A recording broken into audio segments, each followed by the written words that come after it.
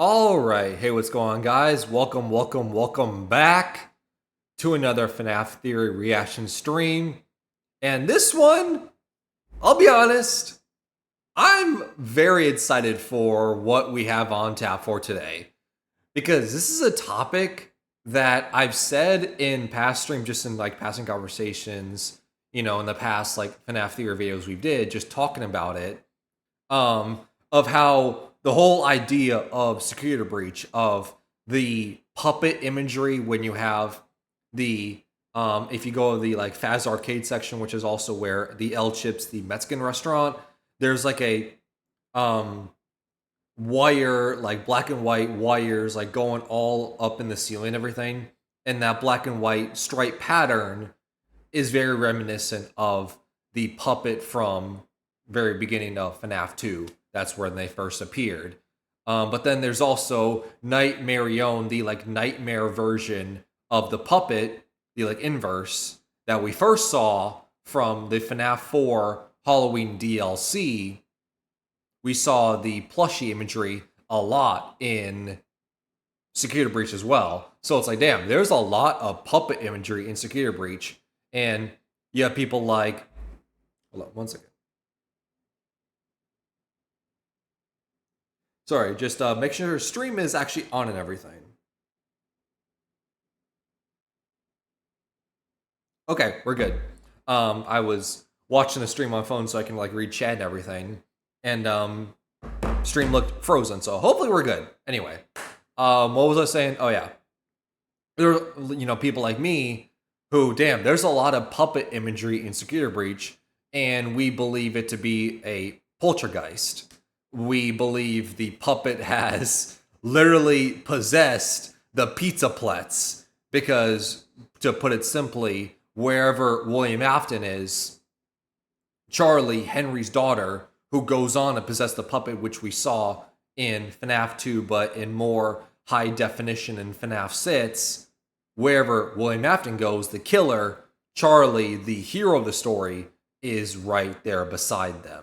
So if William Afton is burn trap underneath the pizza plets, the puppet's going to be there some point. So I am very curious of what the heck does puppet mean to this story. I am very confused about that, and I want to know more. I want to know everything there is to know about this series.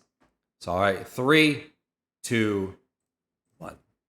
3 years ago, I made a video where I pointed out the various Nightmarionne plushies hidden throughout FNAF's Security Breach. At the time, it felt like this groundbreaking discovery, but even then, I knew it could mean nothing. It's very possible that someone working at Steelwool hid these plushies throughout the map just as a random Easter egg. But then... No, not random, because when in this series is ever random? That's just cruel, right? When in this series is there anything they just do it, for the fun of it? Steelwool, Scott, they know we as a community, we as the theorists, we dive into every single frame of the games. We break into every single source code of the games, every single source code of every single teaser image. We literally hack into the game to see hidden stuff, like, for instance, the whole reason why we know about stuff like Fall Fest is because people in the community, I am not this talented, but people in the community literally hacked into the game FNAF Ruined, the Security Breach DLC, hacked on the game to see the lion costume, the bird costume, stuff mentioning Fall Fest. The reason we know Fall Fest exists is because people hacked in the game to find that information. That was never given to us. Security Breach Ruin came out, and the plushies were back. Stop, Steelwool! They put this in the game to just taunt me! Then 5 months later, Help Wanted 2 came out, and once again, they were back. Shut up! No! Please! What are you doing here? Over a year after my initial Nightmarionne video, these things were still popping up in every new FNAF game Steelwool put out. Until 2 months ago, when we got Secret of the Mimic. To my surprise... Damn, has it already been 2 months since Secret of the Mimic came out? God damn. That's crazy. God, time has literally flown by. It's already been 2 months since Secret of the Mimic came out. Holy cow. Surprise, there are no Nightmarionne plushies in the game. But that's the thing. There are no Nightmarionne plushies in the game. During the part of the game where Jackie is chasing you, she noticeably gets more and more broken as time goes on. By the end of the chase, she looks like this. Her nose is gone, she has black tears streaming down her face, and if you look closely, you can see black stripes have now appeared on her arms, just like Nightmarionne. Hold up. 1 second. 1 second, chat. Hold on. Because I don't believe Nightmarionne has stripes on the arm. That's just the puppet itself. Hold on.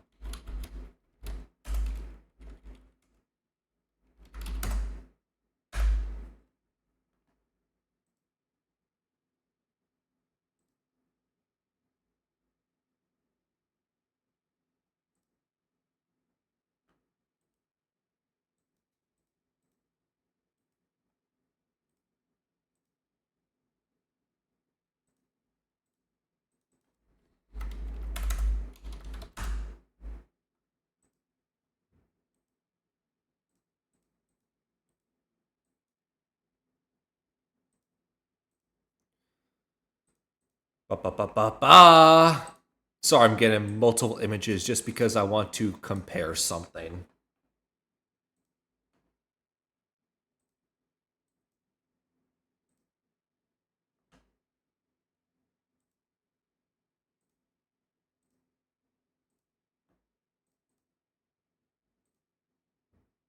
Alright, first image I'm going to pull in is good old character from FNAF 2, the puppet.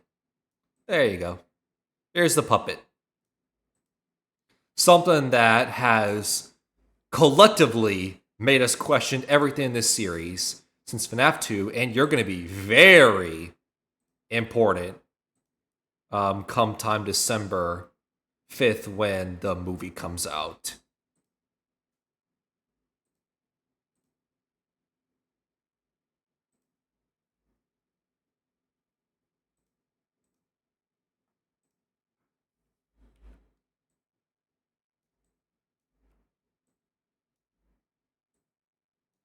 Okay. So the reason why I did both images, both the FNAF 2 puppet, or I guess the puppet just in general, but I say FNAF 2 because obviously the puppet first appeared in FNAF 2. That's why my brain works that way. And we brought Nightmarionne, which once again, as aforementioned, the first appearance of them was in the Halloween DLC for FNAF 4, which is bizarre because FNAF 4 was already a scary game on itself, so having a Halloween DLC for a game that was already scary was kind of interesting. But Scott said himself that everything in the Halloween DLC was not canon, but Nightmare Balloon Boy was canon. The one thing canon in the Halloween DLC was Nightmare Balloon Boy. And the reason, at least, people have interpreted that as why Nightmare Balloon Boy is the only character to be considered canon from the Halloween DLC is because of timeline, right? We know the FNAF 4 house and the sister location bunker are connected because in Night 2 of the Funtime Freddy minigame, when you're restoring power, you're having to restore observation rooms. Not only that, but in Night 5, when you're having to deal with Ennard in that secret room, if you type in 1983 in the keypad, 3 camera monitors go from pixelated, like blurred, to clear, and you see the FNAF 4 house. You see like the plush trap hallway, you see the bedroom, right? So very clearly, the sister location bunker and the FNAF 4 house are connected, so much so they're built one top of each other because the power is kind of the same. And obviously with the whole, clown imagery with stuff like, makeup, rosy cheeks, with like Baby and Ballora, Funtime Fotsy, having someone like a clown person like Balloon Boy, it made sense for him to exist. Meanwhile, someone like the puppet, Nightmarionne, may not exist that clearly because they're not humanoid as much as we would say like Balloon Boy or Dee Dee or Baby, or JJ is. Which, you don't know who JJ is, congrats, you do not have to think about the FNAF lore as much as someone like I do. But JJ is another iteration very similar to Dee Dee from Custom Night. JJ is another iteration of Balloon Boy, another reskin. So, there. Fill up the FNAF character encyclopedia. There'll be a test at the very end of this. When this ends, which probably won't. But I bring that all up to say, now that I'm looking at it, yes, there is a black-white stripe pattern on the arms of Nightmarionne. But here's a couple things about it. Is A, let's just be honest here, not only is a black and white stripe pattern more connected to the puppet than Nightmarionne, number one. And two, Nightmarionne has just been a very difficult thing to talk about, just in general, because of the whole thing about, like I said earlier, of what Scott said that everything the FNAF 4 Halloween DLC, once again, when Nightmarionne first appeared in the series, is not canon, right? Pretty much every single appearance of Nightmarionne, questionable canonicity. Halloween DLC, he was not canon. You have FNAF VR Help Wanted, where, as a reminder, that was a in-game, in-universe, that was an in-universe VR game trying to address the skeletons in the closet, Phasma Entertainment poking fun at themselves, and, you know, just poking fun at their spooky ghost stories. But Phasma Entertainment is above family-friendly entertainment, as we all know and love them to be that way. And there's no secrets, and there's nothing that they're hiding. Right? And he appeared in there, but once again, that was a game designed by Phasma Entertainment. So, pretty much, has there ever been a game where Nightmarionne has appeared and its canonicity has not been called into question? Not really. Every game it's appeared, its canonicity has been questioned. Contrast that with the puppet, who we have seen in very lore-heavy games. Once again, FNAF 2, when it first appeared. In FNAF 6, in the puppet minigame, you control the security puppet, and it goes out to the rainy alleyway, and it sees Charlie's dead body after getting killed by William Afton, and Charlie, the dead body, the dead child, and the puppet animatronic fuse together, and their souls become one. It's very hard to interpret what exactly is going on in that minigame, but that's pretty much what happens. Just call a spade a spade. Another reason why the whole puppet thing not being there in Secret of the Mimic is just timeline perspective. We know Secret of the Mimic takes place in the 70s, which so far in this series is the earliest in the series from a timeline perspective. From a chronological year timeline perspective, it's the earliest. And the puppet first appearance being FNAF 2, which we know takes place in 1987. There you go. There's your explanation. If you really want to explain it to be that simple. Which I'm also going to take that route because I want to cover all my bases. Not only that, if you happen to get jump scared by Jackie, you can literally hear Nightmarionne's jump scare sound playing in the background.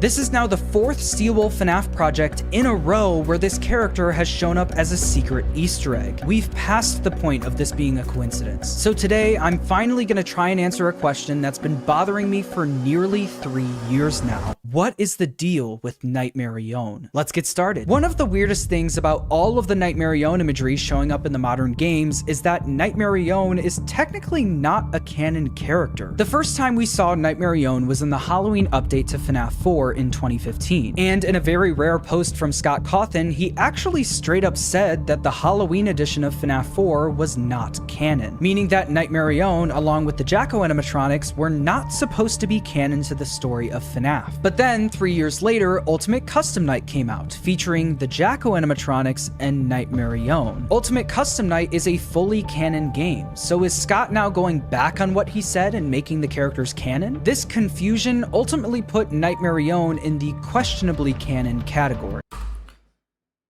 Couple things about that. Like I just mentioned, that same blog post, he said, like I've mentioned earlier, Nightmare Balloon Boy, who is also a character that was first appeared in the FNAF 4 Halloween DLC, is canon. But Jacko Bonnie, Jacko Chica, Nightmarionne, Nightmare Mangle, they are not canon. But Nightmare Balloon Boy, he made that very explicitly clear. He explicitly told us, which is very, very interesting, and you have to take it at face value, because when in this series does Scott explicitly tell the community, this is what's happened, this is how it works, this is how it's going to be, instead of just going, oh, typical Scott fashion where, hey, maybe canon, this may be important, but hey, it's up to interpretation, it's just a theory, right? Him explicitly telling us that Nightmare Balloon Boy is canon is important.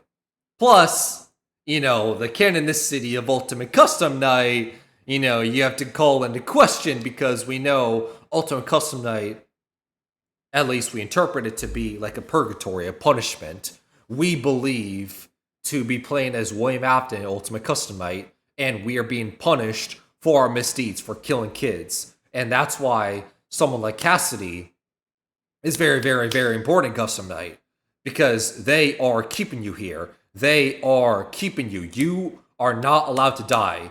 You are getting killed over and over and over and over again by your animatronic creations, but you are not able to end your life. You are constantly being brought back to life after being killed, because Cassidy is keeping you here, because they will not rest. Once again, that's where Cassidy is the vengeful spirit.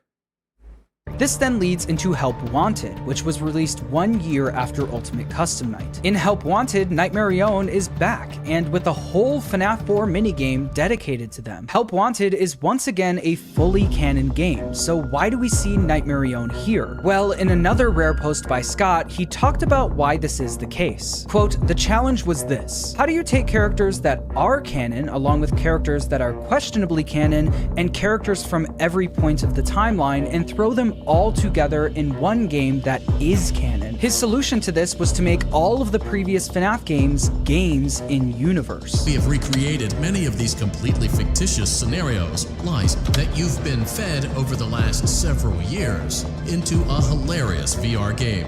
So although Nightmarionne is questionably canon to the story of the original games, it can still show up in Help Wanted because FNAF 4 Halloween Edition is likely a real in-universe game. This essentially means that Nightmarionne is this weird non-canon original character that was put into Help Wanted. If my question is, if the FNAF 4 Halloween DLC is an in-universe game, does that then mean the DLC, the original game is based on FNAF 4, is that also an in-universe game? Because we're still trying to figure out, what the heck does FNAF 4 mean? Is it the Bite of 83? Is it the Bite of 87? Is it William Afton using a gas chamber to hook Michael Afton into the FNAF 4 bedroom and test experimentation with like sound illusion disc, trying to provoke fear and trying to see what the human body can tolerate as far as a fear response? What is FNAF 4 then? And plus, isn't that just the most meta thing out there, where it's like, oh, all the games are games in itself? Just because they wanted to. All of this might make it sound like Nightmarionne has no meaning behind it whatsoever, and to that I'd say, Yeah, this character might mean nothing, but that also might be the key to solving its weird appearances in the modern FNAF games. This brings us to option 1. Help Wanted is being mimicked. In Help Wanted, we're introduced to Glitchtrap, which is very likely the Mimic AI. One of the reasons we think this is because pretty much the only voice line Glitchtrap has in the game is it mimicking Tape Girl's voice. Hello? Can you hear me? And as we know at the end of the game, Glitchtrap successfully escapes the VR game by taking over the mind of Vanessa. Vanessa then lands the job of the security guard at the Pizzaplex, while still under the control of the Mimic virus. The reason this option is called Help Wanted is being mimicked is because the Mimic AI might be using Vanessa to mimic what it saw in Help Wanted. Let's take the Nightmarionne staff bots for example. These staff bots are obviously painted like Nightmarionne, but they also have "In Your Dreams" written on their chests. This is a direct reference to the Help Wanted minigame where we have to fight off Nightmarionne in the FNAF 4 bedroom. Nightmarionne is literally in your dreams in that minigame. Further proof of this idea can actually be found in Ruin. In Ruin, Steelwool made the Nightmarionne plushie a collectible object and also gave it a description. This was the moment they could finally give us a clue as to what all of this means. And they said, quote, "It's from that old headset game."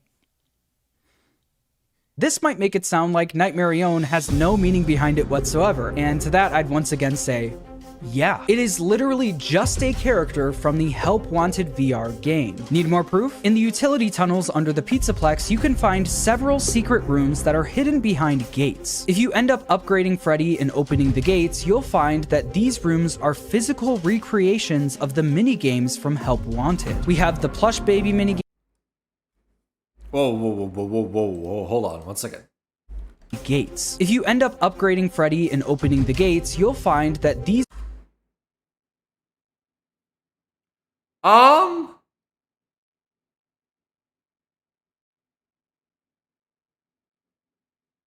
It's just me, or looking at this, I thought the minigame from the plush baby minigame from VR Help Wanted, I thought it was more elongated. I thought the hallway was a lot bigger than this. Because you, as the player character, you're sitting right here, right behind the vent. So yes. But I thought it was a lot bigger of a room. I thought, wasn't there a shelf like right here that you pointed at? Like all the way down here? It was a very spacious room. But here, you're kind of just like, you know, trapped away in the corner for a second. Could this just be an inspiration to the FNAF VR game, which once again, the VR game was a canon game in universe. It wasn't just a VR game like we as the real world get to play, but it was an actual VR game in universe. Could just been inspiration. I don't know if it's a one-to-one parallel.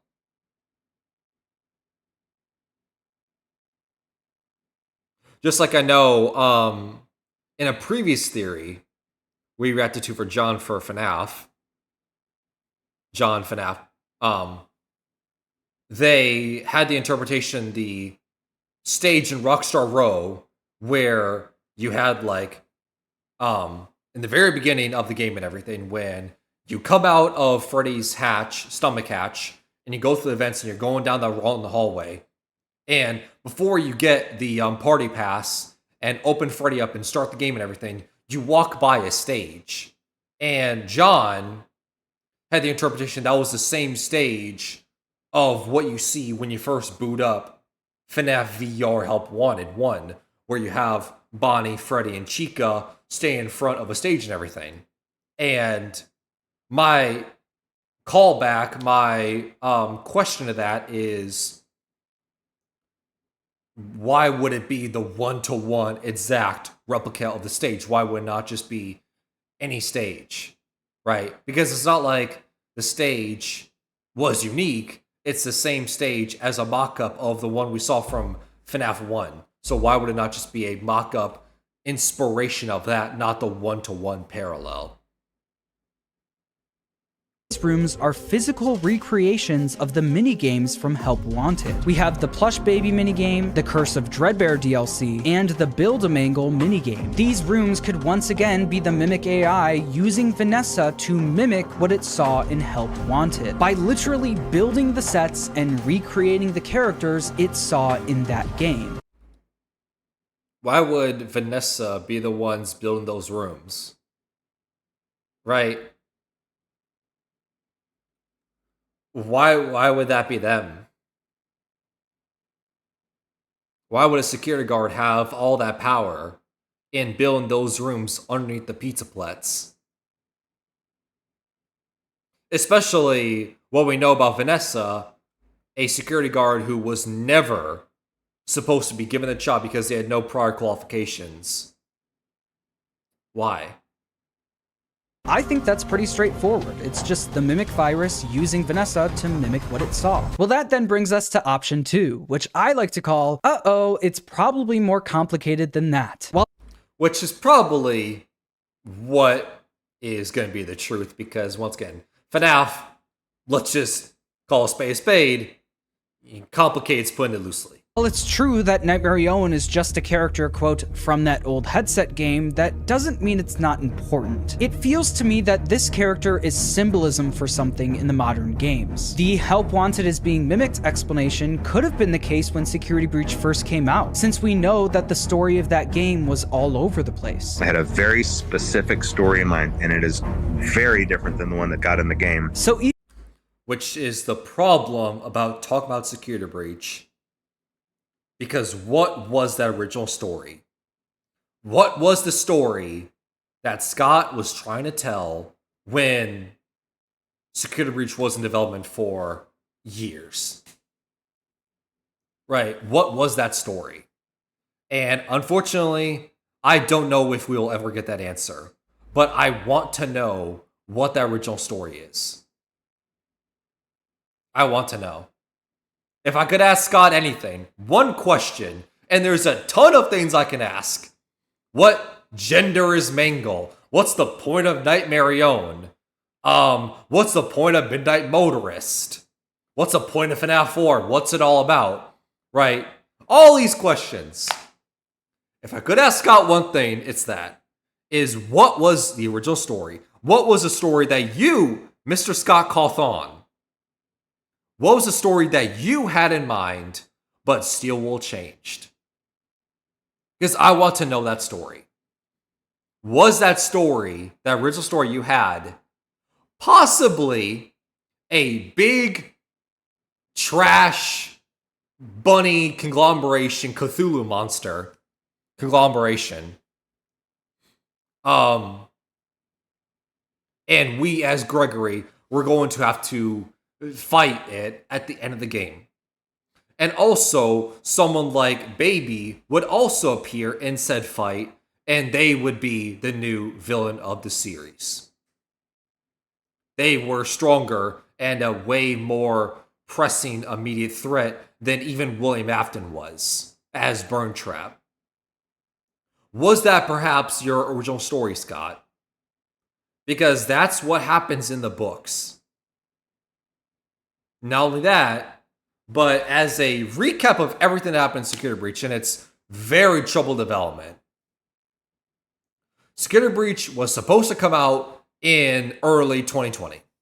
But of course, we all know what happened in especially early 2020. We all know what happened. I mean, how could Scott have ever predicted something like that to happen?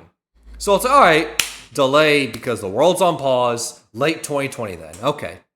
So late 2020, the world starts to kind of get back on track a little bit. It's still a little bit bizarre, but, a lot more normal than, early 2020, But late 2020 comes and goes. Happy New Year, 2021. Still no Security Breach. Okay, delay. Again, to early 2021. Okay, early 2021, we get to like April, May, and we still haven't seen a teaser image, nothing. But the game was supposed to come out, so it's okay, clearly that was not happening. So then they say, okay, late 2021. And not only that, but it's going to be December. So it's okay, We've had another delay. December 2021 comes out. And unlike most game releases where the game comes out at like 11:59 p.m. midnight, instead what happened is it came out like 9:10 p.m. at least in my time zone. It came out like 9:10 p.m. that day. So it wasn't a midnight release like normal. It was all morning, all midday, all afternoon, all evening. Steel Wool trying to rush, trying to polish up this game right at the last minute before the game came out. And we all know what happened. We all know what kind of buggy mess Steel Wool made with Security Breach. And you would think, oh, that's the end of it. Like a couple delays, a glitchy mess, very problematic story. That would be the end of it, right? But when has a series ever been that cut and dry and simple? Because the delays on the game is one thing. But another piece of that puzzle is FNAF is not just a game series anymore. There is books. There is series, collections of books in the series. And during that whole time frame of Security Breach supposed to come out in early 2020 to when it finally came out in late December 2021, from that time of early 2020 to late 2021, guess what happened? Books came out in that time frame. And instead of what was supposed to happen, where these books are supposed to complement the Security Breach game that we got in 2020 to add context and add mystery, as FNAF always does, but add context and, look at the game that we got, but look at the game in different ways, different angles, now that the game is complete. That's when the books are trying to fill in those pieces. But instead, the book is filling in pieces and answers and trying to look at a game from certain angles for a game that was not going to come out for another year and a half. So was that the original story?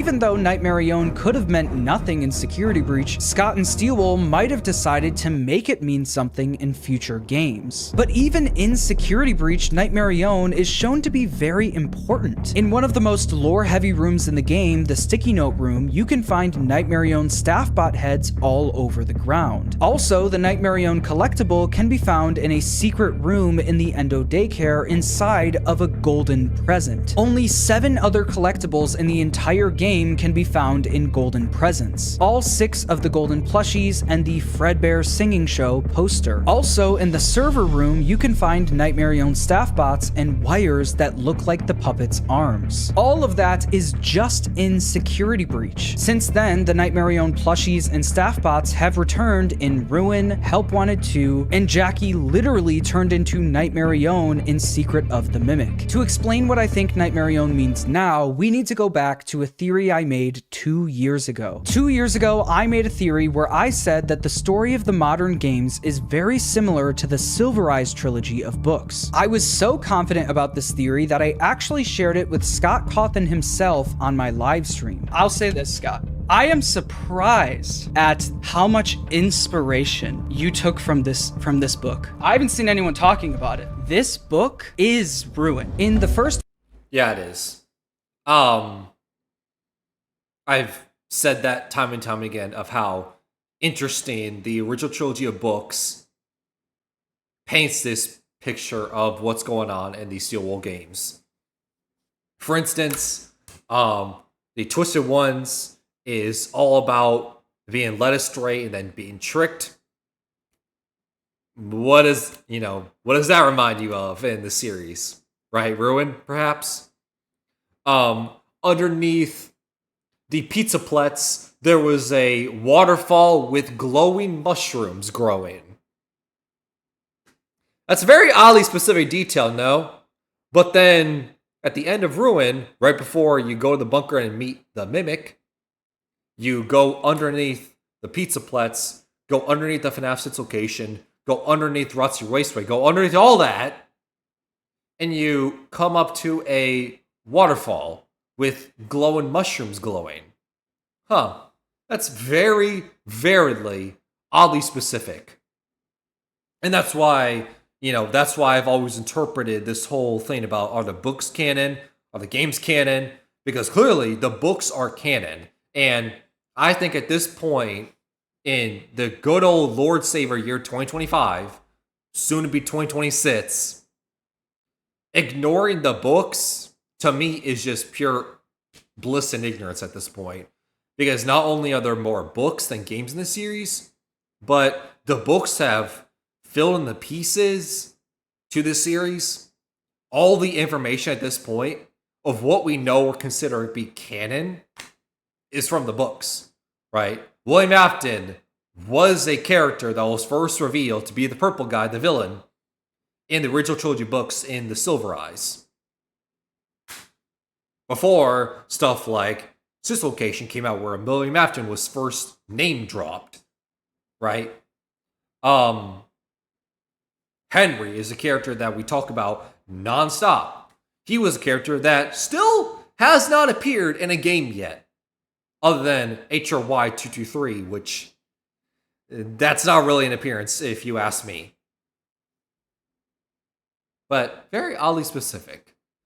If in my mindset of how I judge whether a book is canon, games canon, how to differentiate, I've always said, and I've gone with this mindset, and I'm going to try to stay remain as consistent as possible when it comes to this. But I understand people with their own interpretations. People do 50-50, 70-30 books, 70 games, 30 books, whatever percent ratio you want to do, that's on you. But how I've always interpreted it is the games are always canon, right? Games are canon. It's explicitly shown to us, explicitly told to us. Whatever happens to games is canon. That's the basis of lore, theory, storyline, timelines, right? Whatever happens to the game is canon. The books can fill in those gaps, but also the books can present an interesting idea or an interesting angle that you've never considered, right? Like, for instance, trying to think of an example. Plush Trap.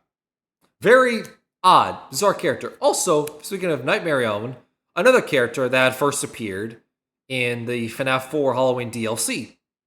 Also, questionable canonicity, especially another appearance was in Custom Night and FNAF VR Help Wanted. Does that mean Nightmarionne and Plush Trap are the same person? No, obviously not. That would be ridiculous. But I bring up Plush Trap because there's a story called Fetch. Or is it Fetch? No, that's the dog one. I can't remember what it's called, but regardless, Plush Trap is a stuffed animal, and the story, I can't remember the exact title, but apologies. But the story of it is Plush Trap is this like hot selling item, hot selling commodity, and they're sold out stores everywhere. But then one gets returned, one gets recalled because of very humanoid, teeth and eyes. So it got returned. But because it was a hot item and there's only one on the shelf, their recall version, the characters of the story get that version and buy that version of Plush Trap. And, it starts biting people, it starts biting through metal, starts biting through doors. It's very bizarre. And we know in the jump scare of Plush Trap, it has a biting animation. But the reason I bring all that up, what is the point of all this?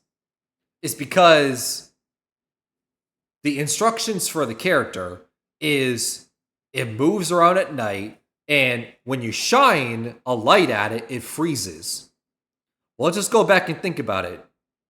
The Fun with Plush Trap minigame in FNAF 4, right? How does it work? You're in a dark hall with no lights.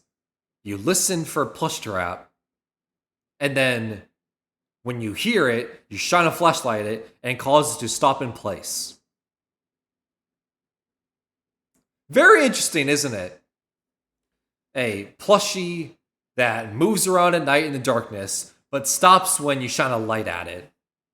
Plush trap, and this plush trap stand-in from the books. Now, does that mean it's a complete one-to-one? No. But it's an interesting angle for a character that we have a ton of questions about.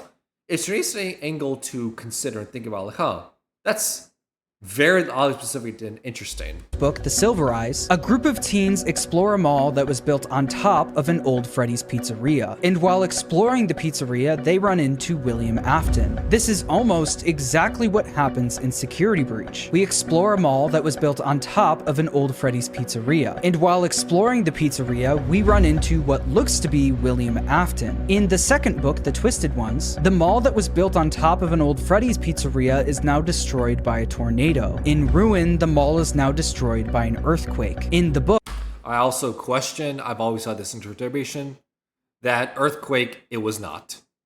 Whether it was the blob itself is big question mark, but to me, the earthquake I always viewed as Fazbear cover-up. Very similar to sister location, Circus Baby's Pizza World, was open for one day and it was closed due to a gas leak. When in actuality, it was closed after one day because, well, Baby lured William Afton's daughter, Elizabeth, buy ice cream, and then their stomach hatch opened and scooped up Elizabeth and killed her. That's the reason it closed, not the gas leak. The mall was set to be demolished, but was put on hold. In Ruin, you can see a giant wrecking ball that started to demolish the building. In the book, Charlie is trying to find her brother that's gone missing. This leads her to a cave with glowing mushrooms, a waterfall, and a room with carnival-themed mascot costumes. In Ruin, Cassie is trying to find Gregory who's gone missing. This leads her to a cave with glowing mushrooms, a waterfall, and a room with carnival-themed mascot costumes. In the book, Charlie thinks that her brother is trapped behind a door covered in concrete. In Ruin, Cassie thinks that Gregory is trapped behind a door covered in concrete. And both in the book and the game, it ends up being a trap. The book then ends with it looking like Charlie died, but then they hint that she might have survived, with one of the last lines in the book being Charlie. Ruin ends with it looking like Cassie died, but then they hint that she might have survived, with the last line of the game being Cassie. It is almost comical how similar these stories are. But if Security Breach is the first book and Ruin is the second book, which game is the third book? Back then, I thought it would be Help Wanted 2, but now I can tell you that it actually ended up being Secret of the Mimic. Okay, I'm on board. Talk to me. Talk to me, I'm interested. Because yes, one-to-one with Security Breach and Silver Eyes and Twisted Ones especially. Like, to me, Silver Eyes and Security Breach, it's a bit of a, squint connection, but 1,000% I'm on board. And I've been preaching that gospel that Twisted Ones and Ruin are linked. So alright, talk to me, Secret of the Mimic. Here's why. The final book reveals that the main antagonist is actually a robot that was built by Henry to mimic his daughter Charlie after her death. But before Henry could finish the robot, he realized that what he was doing was wrong and beat up the robot in a fit of grief and rage. Does this sound familiar? In Secret of the Mimic, it's revealed that the main antagonist of the modern FNAF games is a robot that was built by Edwin to mimic his dead wife. But once he tried getting it to mimic his dead son, he realized that what he was doing was wrong and beat up the robot in a fit of grief and rage. And that is why I hate that Edwin and Henry are different people. Because the backstories are literally the exact same. But I consent to defeat. I will accept Edwin and Henry are different people. Stop sounding like him! Not only that, in the books, Henry famously keeps his robots he built to mimic Charlie in closets in a bedroom, hence the name of the final book, The Fourth Closet. And in the secret ending of Secret of the Mimic literally walks out from inside of a closet. Ha! Ha! Ha! Okay. I honestly feel like I'm being messed with. It feels like Scott and Steelwool had a meeting where someone said, wouldn't it be funny if, and then put this in the game. My theory from 2 years ago was such a big swing because we already had an origin story for the Mimic in the Tales books, and it wasn't exactly the same as the story in the Silver Eyes trilogy. Edwin didn't make the Mimic to replace David or Fiona in the Tales books, but in the games, Scott and Steelwool deviated away from what the Tales books told us and made the story more like the Fourth Closet, with them taking multiple traits and plot points belonging to Henry in the Silver Eyes trilogy and giving them to Edwin in the game. Because that makes talking about the story very simple, is take this backstory, take this personality, take these traits from this character that's already popular and has already been talked about and important in the series for years. Take those and just put in this new guy, put in this different person. Not him. I'm raging just simply because I want to see Henry appear in a game. I don't think I'm asking for much here. You're not. Stop sounding like him. So how does this connect to Nightmarionne? Well, I think Nightmarionne is representative of the Mimic. Okay. I don't know where this is going, but I'm just going to throw my homegrown swing for the fences. Guess. Very similar to the whole thing about taking stuff from Henry's backstory and applying it to David and twisting, or excuse me, Henry and taking with Edwin and twisting a little bit with Charlotte and David. I wonder if that's the same thing going on here. Because we know in the books, Henry's daughter, Charlotte, goes on to possess the puppet. Edwin, David, the puppet, the night inverse version of the puppet, is Nightmarionne. I wonder if that's where this is going. If so, that's interesting. David makes Nightmarionne canon because Charlie's the puppet. Huh.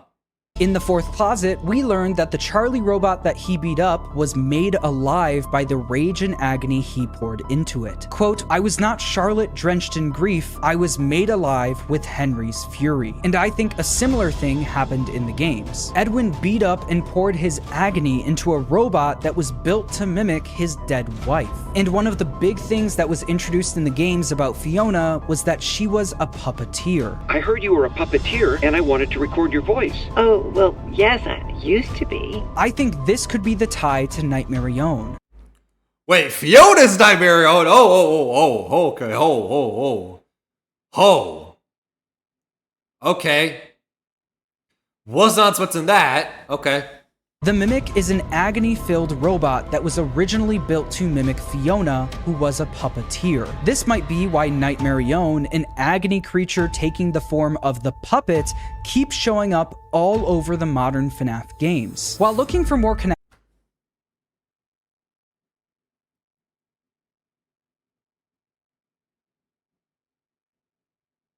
Okay, not where I was thinking, not where I was expecting this to go.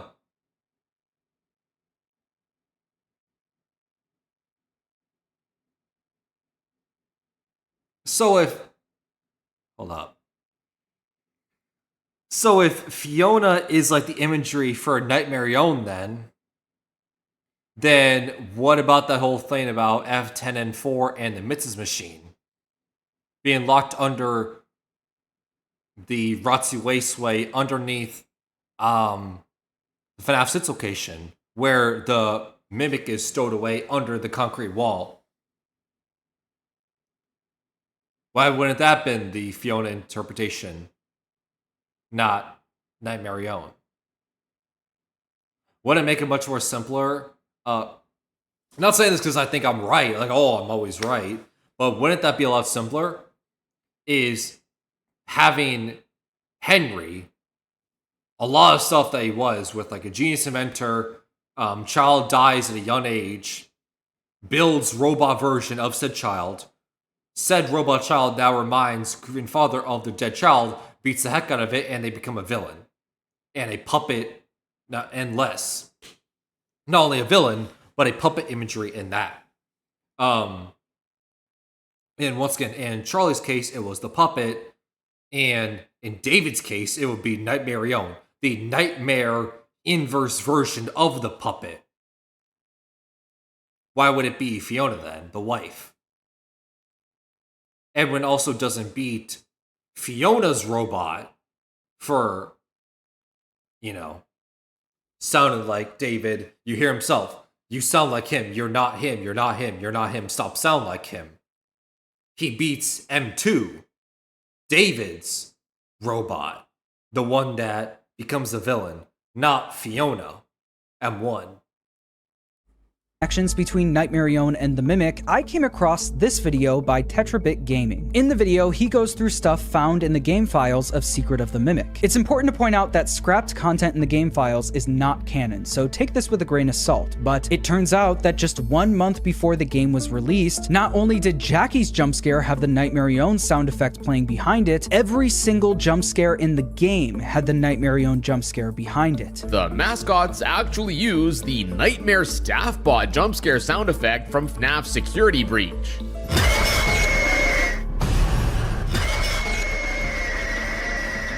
Every time the Mimic jump scared you, the Nightmarionne jump scare would be there, further connecting Nightmarionne to the Mimic. Also, in the Help Wanted 2 ending where Glitchtrap wins, the Nightmarionne staff bots are the ones acting on his behalf. This is another connection to Nightmarionne and the Mimic virus. The Nightmarionne plushies can be found hidden throughout Security Breach, watching us as we explore the Pizzaplex, just like the Mimic was established to do in Ruin, with the eyeballs watching us wherever we go. But what's most interesting to me is that the Nightmarionne staff bots can only be found in 2 places in the Pizzaplex, in and around the Sticky Note room and in the server room. Let's start with the Sticky Note room. In the Tales books, Scott makes it very clear that the Mimic liked drawing on multicolored sheets of paper, and it's because of this that I think the Mimic was being kept down here at some point. So that's the new owner of that room. It's no longer Charlie. It's not Gregory or anything like that. It's the Mimic. I also think the Mimic was able to leave this room and roam around the entire area. Then why does it say Charlie door then? Sorry. Since these drawings can also be found scattered everywhere in the sewers. This is one of the places you can find Nightmarionne staff bots, and I think this area represents the physical Mimic, while the Nightmarionne staff bots in the server room represent the Mimic virus. These server rooms are probably one of the most overlooked parts of Security Breach. In the room, you can find a bunch of Nightmarionne staff bots, but also the black and white wires that look like the puppet's arms. There's also a smaller server room near the loading docks that also has the puppet wires. What started as a program that mimicked Edwin's dead wife, a puppeteer, is now decades later infecting everything in the Pizzaplex. I think it's interesting to point out that both rooms also have these giant tubes on the ceiling which look suspiciously similar to the tubes of molten metal found in MCM. Maybe the Pizzaplex is also being powered by molten metal just like in Secret of the Mimic. Or these are just big orange lights and it's just a coincidence. Maybe that's a theory for another day. One thing I know people have theorized that the molten metal from that puzzle minigame where you match it, people believe that to be Remnant. I personally, I'm not going to speak on that because I am not as informed about Remnant and that as a whole and everything, so I'm not going to speak on it, but I'm just throwing it out there that I've heard other people talk about it. It's in the ethos. That could also be the case is that Fiona created the original design for the puppet. At the end of Secret of the Mimic, we see on Edwin's computer Access Alt Fazbear designs and Access Puppet designs. And Jackie's music box uses the same song as the puppet's music box from FNAF 2. Maybe this is why Nightmare Puppet would be connected to Fiona, because Fiona literally created the puppet.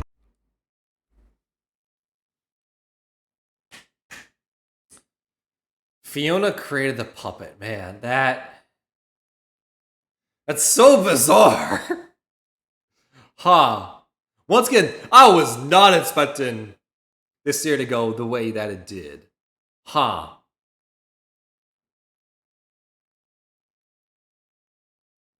I just have to wrap my head around that, because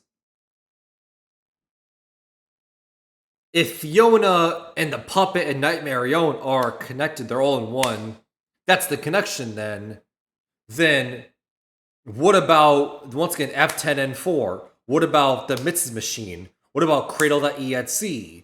What about Fiona wanting and forcing and pushing Edwin further and further into this idea of recreating a robot family, causing David to die, making people at least give the interpretation, the idea that Fiona is the one that killed David because they were made of the motherly figure, but since there was no child to take after, because a robot doesn't see a human child as their own child, they wanted their own child as a mother would, so they wanted their own robot child, and the only robot child they had to get was David.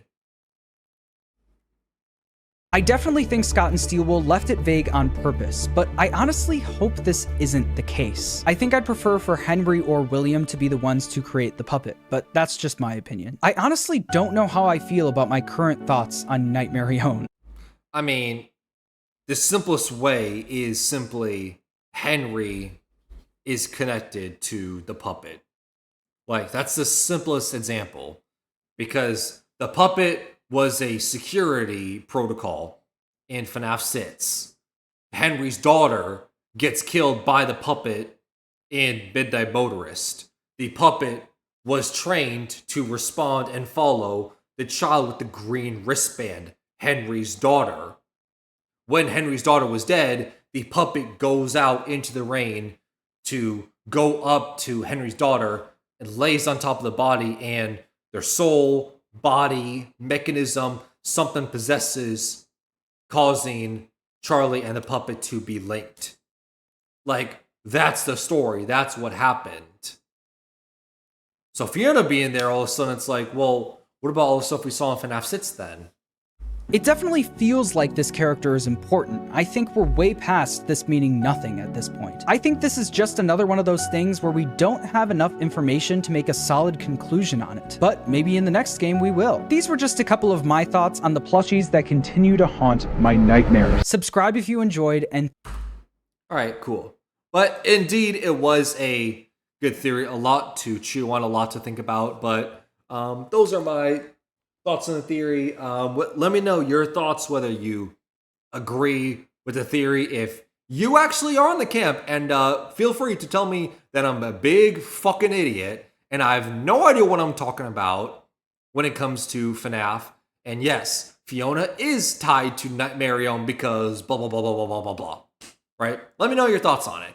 If you agree, disagree on it, whether you think Nightmarionne involvement is this, and whether it is Fiona, because that's interesting.